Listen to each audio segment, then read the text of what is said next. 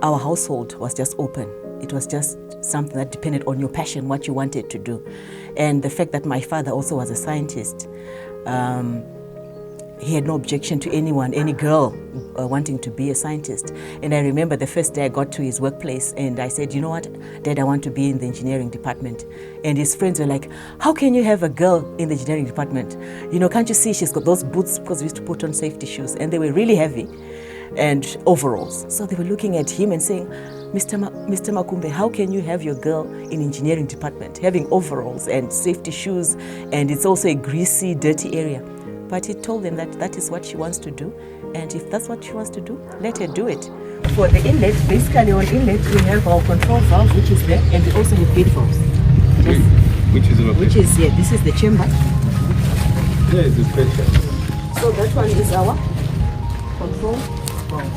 Yes, this valve will control water, which it will open when there's water reaches a certain level in this tank, and then it will open. So we have water now flowing into the sun. Then when water reaches a certain level, it will close automatically.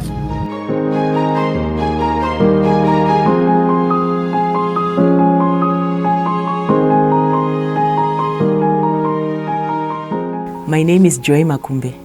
I am a civil water and sanitation engineer. Because of my job, I travel a lot. I've been to Uganda. Currently I'm in Tanzania doing project supervision. I have a daughter who is currently doing her O-levels. I grew up in Houghton Park in a family of 6, 3 boys and 3 girls.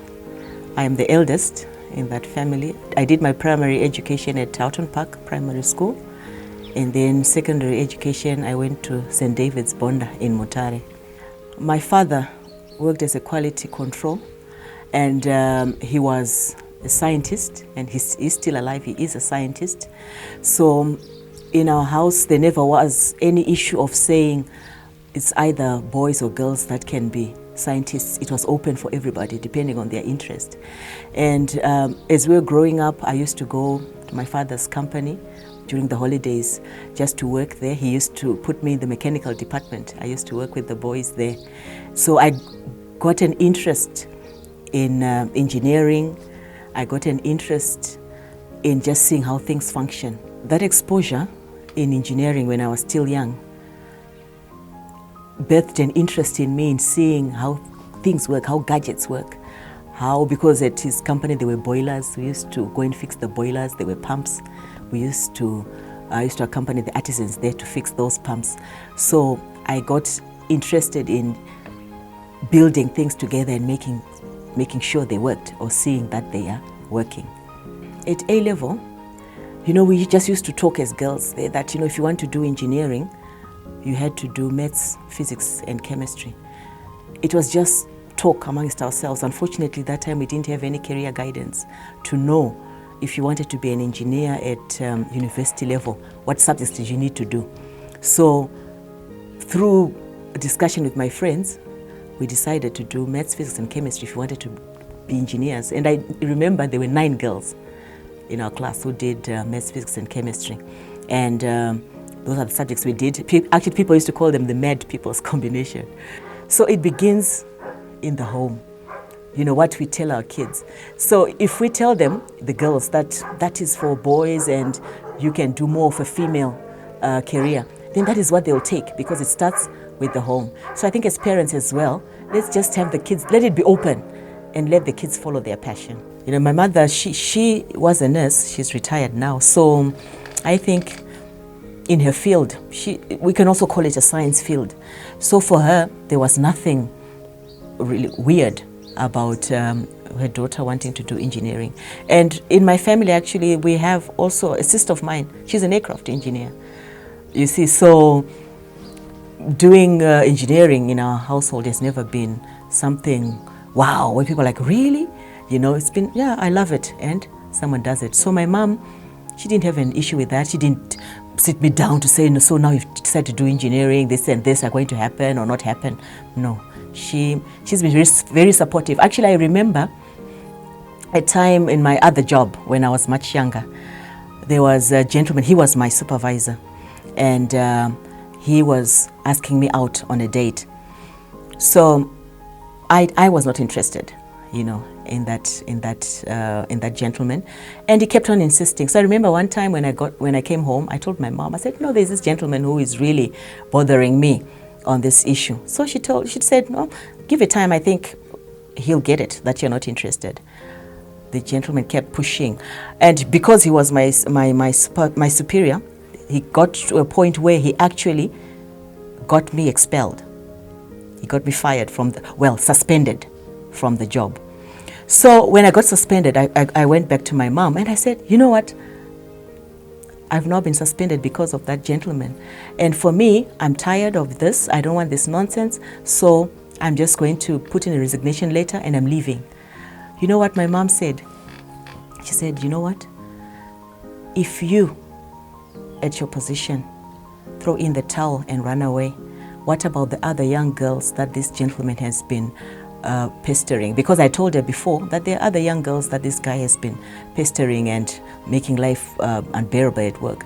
So with those words, that was the thing for me. You know, that was the turning point for me. From there, I became a woman on a mission. I was determined to make sure I get back to work and justice is done. And I did.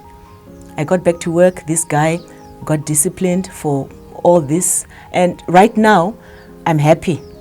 I fought it through. I didn't run away because I don't think I would have lived with myself now. And the funny part is, some few months ago, this happened years ago, some guy from back then, he approached me and said, you know, do you remember your issue with this company and how you fought and won? You really were an inspiration to my daughters. And I was like, okay. So, you know, we make impact even when we don't know. And I'm happy I actually came in. And that was because of my mom. She's a fighter, that one. She's a fighter, and she will encourage you to fight for what is right. The time I went to university, I remember in our class, we were 2 girls. And we had about 30 boys. Electrical, they also had 2 ladies. And the boys were about, what, maybe 35. Mechanical engineer, we didn't have any lady there. And the numbers are still low. Recently, I was talking to a lady who is currently there at university, how the numbers have improved. In civil engineering, she's saying it's a bit better, but now you find maybe, what, 6, 8 girls in a class of maybe 40. Mechanical engineering, 1. You know, it's improved from 0 to 1. And I'm talking over a space of more than 10 years, which is a long time. So we still need to get more women on board. The statistics are still very, very low. In the workplace, you find on my site, I'm the only lady who's there. You see, managing a site. And if it's in a country where they're doing 6 projects, you could be the only engineer, you know, who's supervising a project. You see, so the numbers are still low. And women also have to be encouraged to do more site work. I know there are many negative things that are told about site work, that is dirty, there's dust, but it's not like that. It's not like that. You ladies, you can put on your makeup and still go to site. So let's have more women, you know, on site work and not just in the offices. We need to beef up on those numbers. And I'm hoping that maybe with awareness, with career guidance, awareness in parents, we can make a change in that. For me, I've heard those comments before, you know, so you want to be a man, you're doing engineering because you want to be a man. I tell them, you know what, I'm a woman and I love being a woman. I just happen to be a woman who's an engineer. That is what I tell them, you see. So it's society, the norms, what people have perceived as norms, you know, that a woman shouldn't be an engineer. Even in the homes, they just, you're an engineer, your marriage prospects are really low. So let's not also socialize the ladies to say marriage is the ultimate achievement. You see, that if you're not married, you've not achieved anything. Your career has to come after marriage. I think that's so. It's all coming from society. Society has to be more, to appreciate more the women who are there, and to also try and boost, you know, other upcoming or those who show interest. You know, that is something which the women can do. When you talk of engineering, you talk of bringing solutions to the people, bringing solutions to society. It's about making impact. So for me, when I became a civil engineer, I wanted to make a change. I wanted to make an impact in society. So with civil engineering, you can do structural engineering, whereby you get to construct these high-rise buildings or these single-story buildings. You can also build roads, you can build bridges, you can also build water treatment plants, that is in the water sector.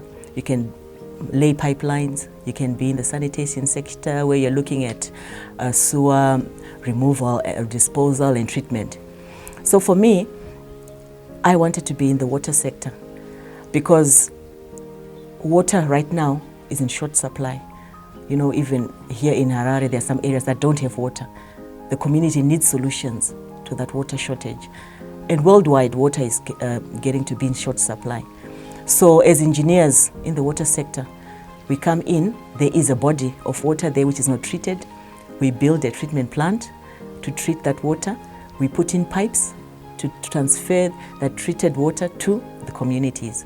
So for me, you know, you just get to a place, the terrain is open, you know, and then you watch the terrain change as you put up structures there, as you build. And sometimes when you're walking, I remember one time I was in Uganda, I was in the market. So I stopped to buy some tomatoes. This woman there, they were talking with the fellow seller there. She was saying, do you know that there is a contractor here who's going to bring water to our homes? I stopped because I wanted to hear what they were talking about. They said, really? Yes, I've seen trucks going up and down and people in reflectors everywhere.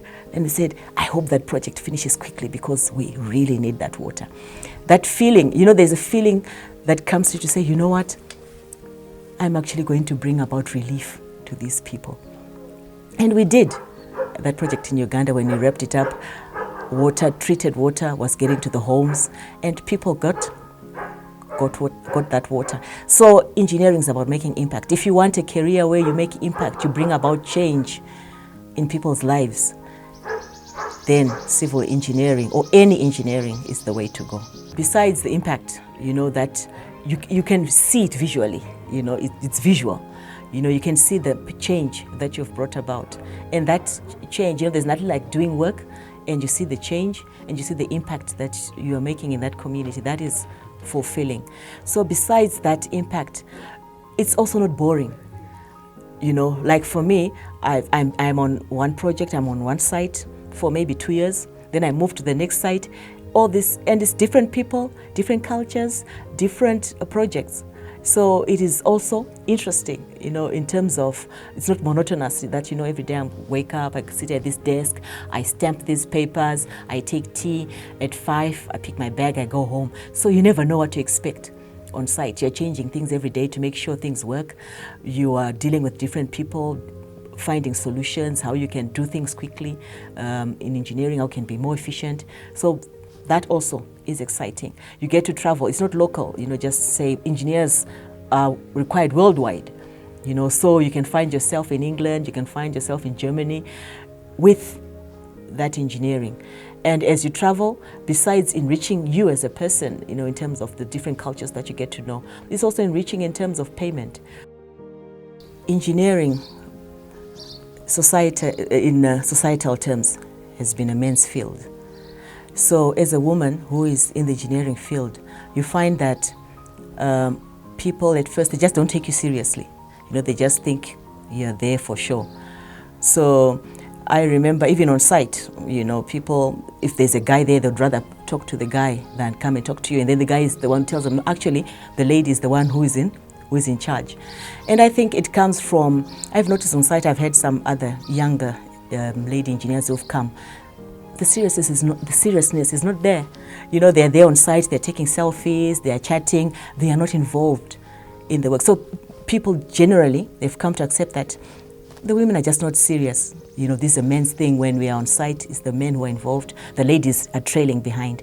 So I've had to make that punch to say, you know what, I'm here for this work and we're not fooling around. And later on, you find they actually take you seriously. It's about making your punch. And you find even sometimes in meetings, you want to make a point, someone just cuts you in. So what you're supposed to do, not just fume and, you know, and scream, what you just say is that, excuse me, Paul, let me just finish my remark.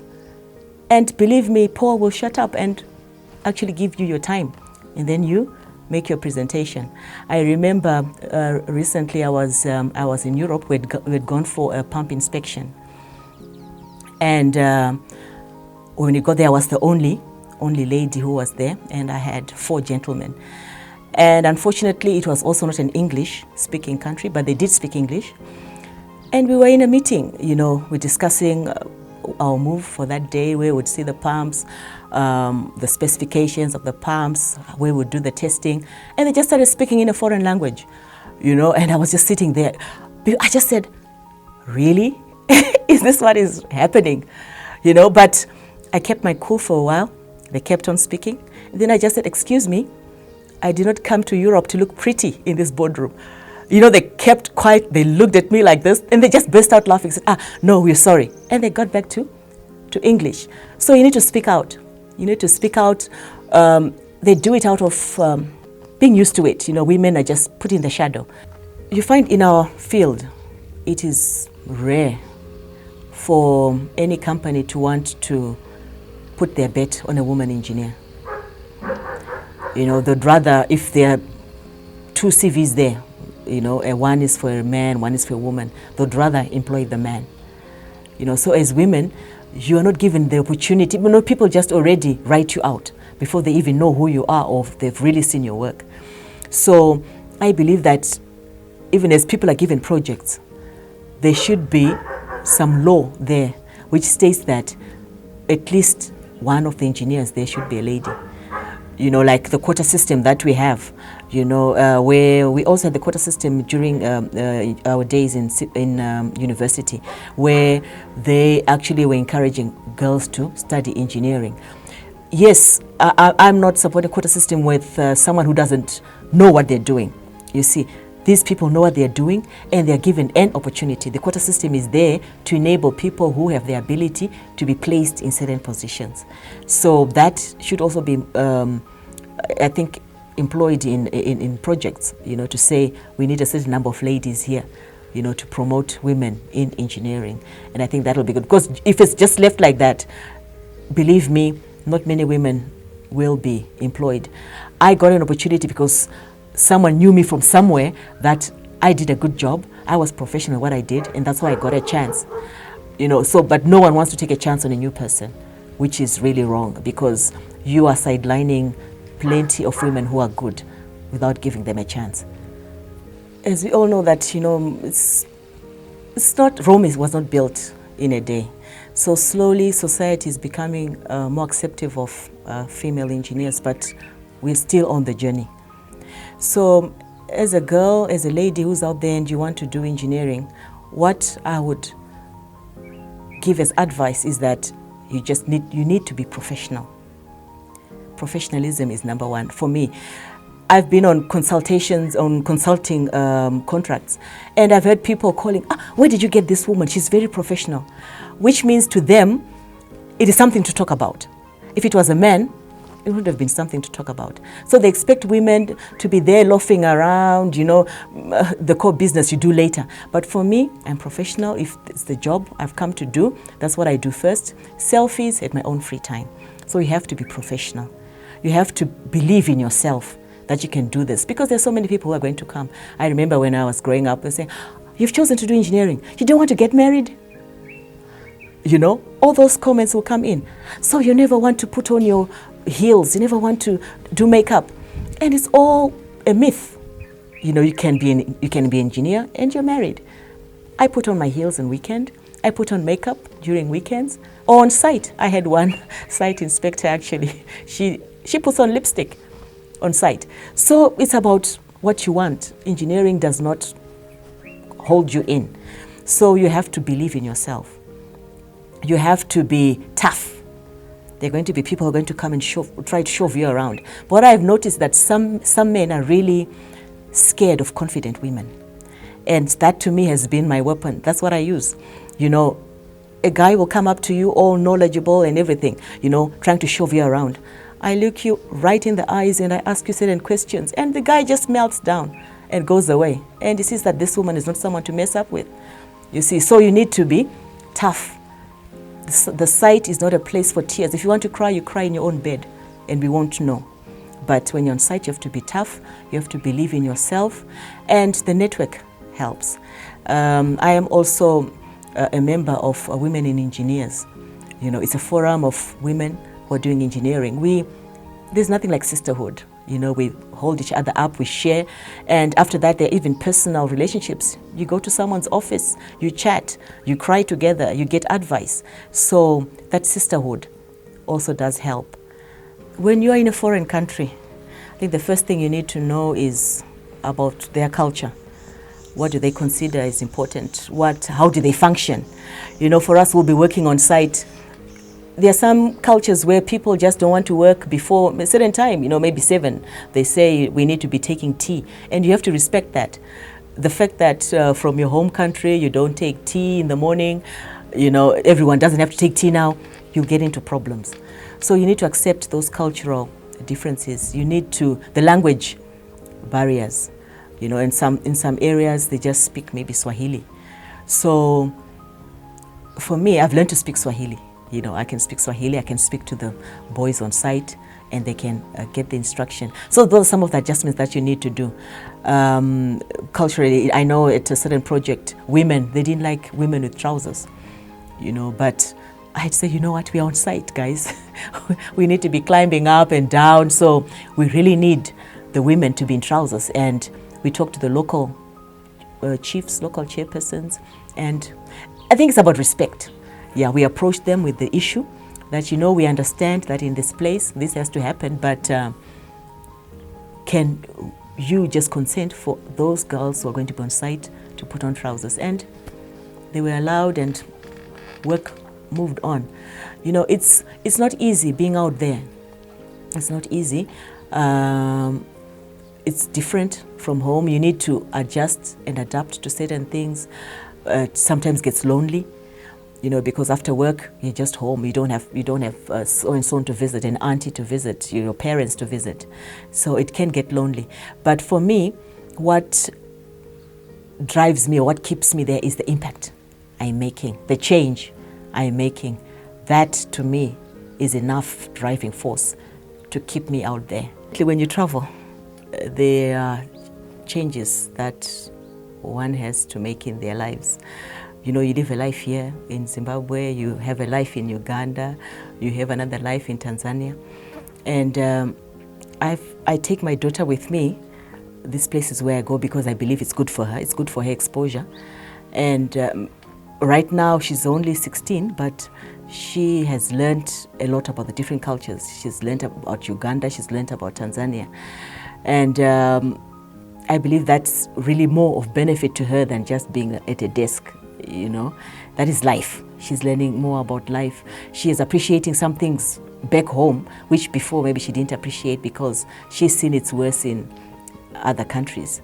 So, but in terms of school, when I left Zimbabwe, she was young, so I could afford to change schools. You know, she could change schools every other year because I think the maximum I've been on a project is about 2 years.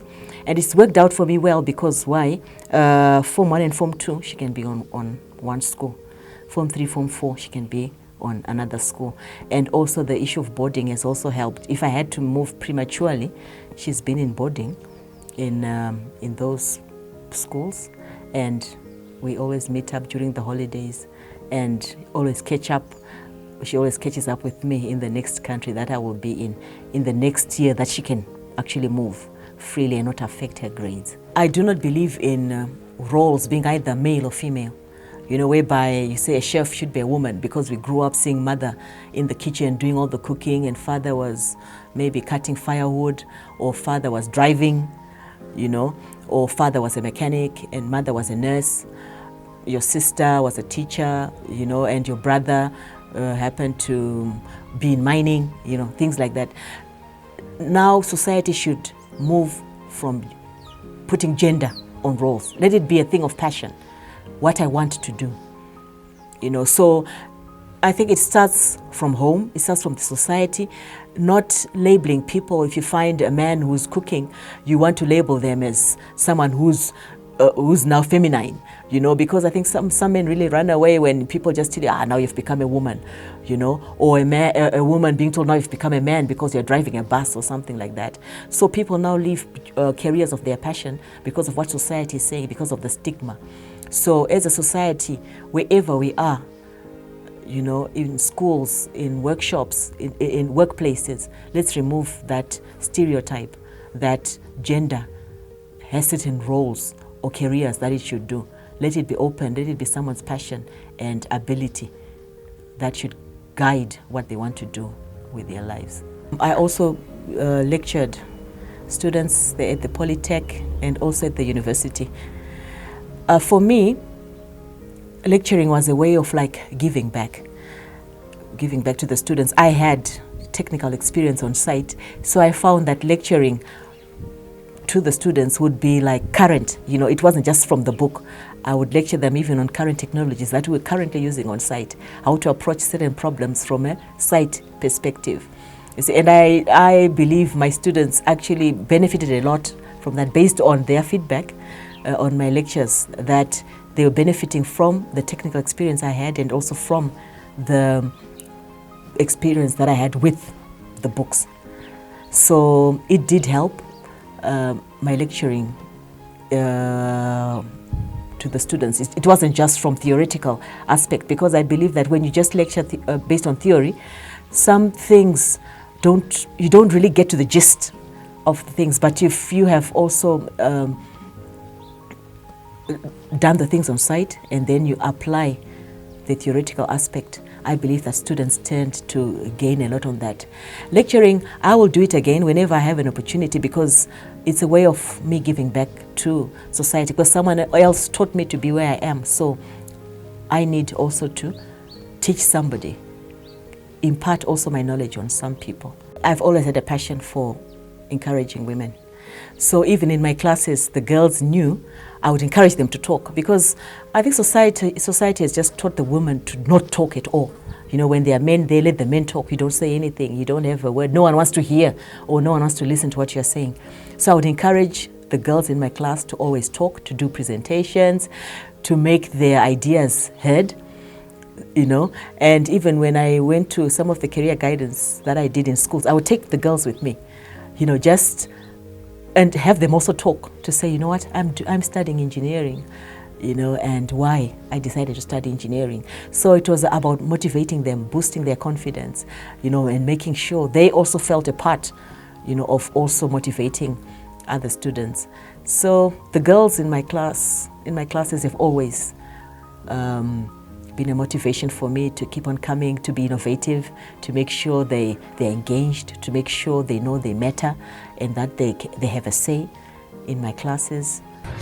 The lines you see mostly is just some pressure reducing valves that are outstanding, some two washouts to be done, but otherwise basically everything is in place. So once I can actually connect customers on those lines. In Harare, there was a time I was with Costain Africa, then Costain. We did the construction of Megawatt House in Samora Machel. You see, as I pass there now and see how it is when people are going up and down there, and I just remember the days when it was just a shell, the near misses we had there, because, you know, at any construction site there are some things that happen. You know, to me it's just amazing that now that structure is now underused. The people are using that as offices. And so that was one project that I was involved in. I was also in Gweru, where we put in water in an area where there was no water really. People used communal toilets, communal taps, and we put in individual taps for them. And also in Chegutu, there was another project I was involved in where we put in a sewer pump station and we put in sewer lines just to help with the sewer situation there. In my own perspective, as I have traveled, I've seen Zimbabwe situation, I've seen the Ugandan situation, I've also seen the Tanzanian situation. I think towns are expanding more rapidly than the expansion of the water treatment system, because you find that a treatment works that was built maybe for 1 million people, you know, that is for them to get adequate water, which is a quantity specified by WHO. now that same water treatment works is catering for 8 million people. So we have to come in and create more treatment works, build more treatment works, and look for sources of water, because you see, also water sources are running out. We need to explore more of where we can get this water. Ground surface water is running out and it's not very clean as well.